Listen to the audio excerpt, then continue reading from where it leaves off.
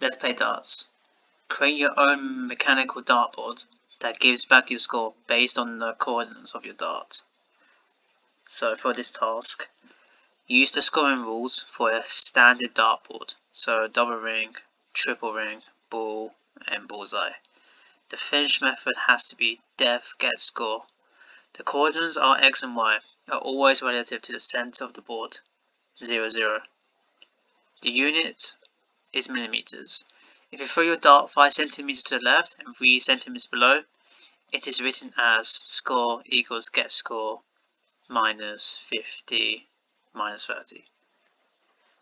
Possible scores are outside of the board is x, bullseye is dB, ball is SB, a single number is 10, so for example, a triple number is T10, a double number is D10.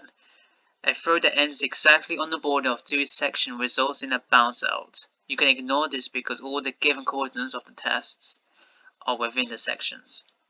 The diameters of the circle on the dartboard are bullseye, which is 12.70 millimeters, ball 31.8 millimeters, triple ring inner circle at 198 millimeters, triple ring outer circle 240 millimeters, double ring inner circle 324 millimeters, and double ring outer circle which is 340 millimeters.